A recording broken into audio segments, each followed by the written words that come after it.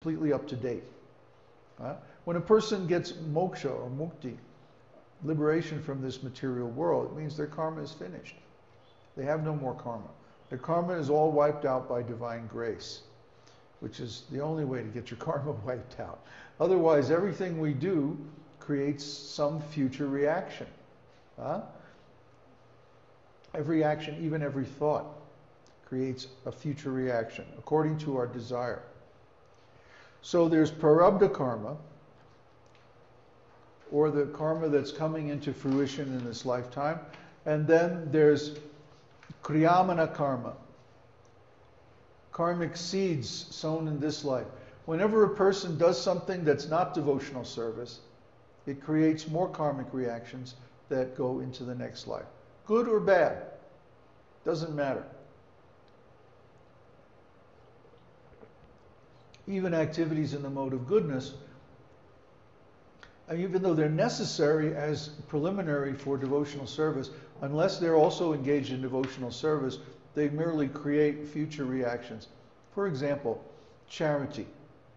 Well, let's say a person spends their money in feeding people, feeding hungry people. Anywhere you go in the world, you can find hungry people. There's always some unfortunate poor souls who are bereft of place to stay or place to eat. There's always people that you can find who need help. So feeding them is pious activity, mode of goodness. But if we feed them ordinary food, that simply creates more karma. If we feed them prasadam, then not only they become liberated, we also become liberated because we've engaged our charitable activities in devotional service. So everything. We can't avoid activities in the three modes of material nature because the material body needs all three modes to function. We can't just sit under a tree and be kind to everyone and like that. The world is too contaminated for that. We have to go out and fight to earn a living. We have to take care of this body, which sometimes involves the mode of ignorance, passing stool and like that. Not very nice activities, but we have to perform them because the world is built on these three modes. We can't help coming in contact with them. We can't help engaging with the three modes.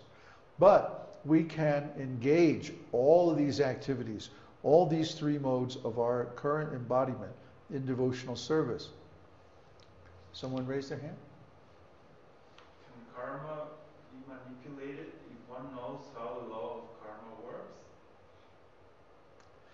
Yes, but it's one of those things where we might know somewhat how the law of karma works, but we can never know all the details. Even with astrology, it's just too complex. It's beyond the intelligence of a human mind to grasp. So what we have are principles. We know that if we perform activities in the mode of ignorance, our consciousness will become degraded. We know that if we perform activities in the mode of passion, then we're going to suffer, because that's the result of the mode of passion, given in the scriptures. And we know if we perform activities in the mode of goodness, then we're going to be happy, because that's the result of the mode of goodness, in general. In general. Now, the problem is there's no such thing in this material world as pure. Everything is contaminated, everything's mixed up. So there's no pure goodness or pure passion or pure ignorance. It's all mixed together. That's why the best thing is to engage everything in devotional service. And that way, all of these three modes become purified. This is called Shuddha Sattva. Shuddha Sattva means pure goodness. That means whatever we do, whatever we give away, whatever actions we perform should be done as an offering to Krishna. That's what he says in Bhagavad Gita. Whatever you do, wherever you go, whatever you offer or give away should be done as an offering to me. That's what Krishna says. So animals and plant life are subject to the laws of karma? No. Animals and plants do not create new karma, kriyamana karma. They don't create, only human beings create kriyamana karma by their activities. Animals and plants are simply burning up the prarabdha karma that they have created in previous lifetimes. Why? Because they have no free will. Free will is only in human life. Free will is given to humans because they have a chance to attain self-realization. In the animal forms, there's virtually no chance of self-realization. In the plant forms, no chance. Fish and insects, forget it. But in the human form, we have some intelligence and we have some autonomy. We have free will. We have the ability to manifest the desires of the soul. And if we don't use this human life to attain self-realization, then it's a real shame. Because that's the only form of life where we have full intelligence and full expression of the qualities of the soul. Just like we talked about last time, the fire can be covered by smoke, it can be covered by dirt, or it can be put out almost completely. So the soul can blaze forth, shine forth in the human form of life. It can be covered up by an animal body to where it has much less of its actual qualities, or in a plant form covered up almost completely. Plants don't really move very much. They don't really talk. They don't express emotion and like that. Animals do.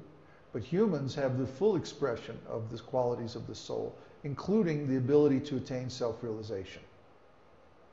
So, in the human form of life, we should apply ourselves to attaining self-realization so that we don't have to take birth again. Because we don't know if we're going to have a human form or an animal form or even a plant form in the next life. We don't know if we're going to take birth on the earthly planet or in a lower planet. Or even if we take birth in the heavenly planets, it's not so good for self-realization. There's too much material enjoyment. Just like if you go to Hawaii or someplace like that, everybody's vacationing, there's this very strong atmosphere of enjoyment everywhere.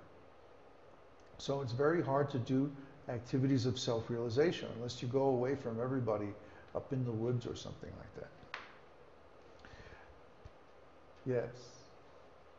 Transmigration of the soul of animals and plant life works on a sliding scale. They improve their next life is an improvement upon their previous birth. Okay. What's the question? That's the question. Is that a question? It's a sliding scale. A sliding scale. What do you mean a sliding scale? Plant, and then better plant, and animal. Well, yeah, and Prabhupada makes a mention of that he says evolution is evolution of consciousness.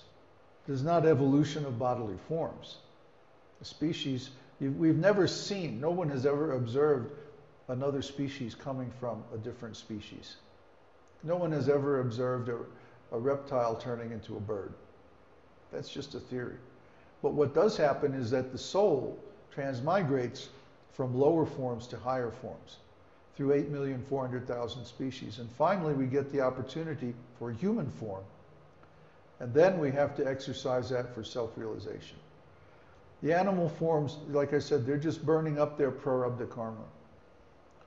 They have no free will. But we have the ability to choose. Do I want to live in this material world? Or do I want to go to the spiritual world, which is my real home?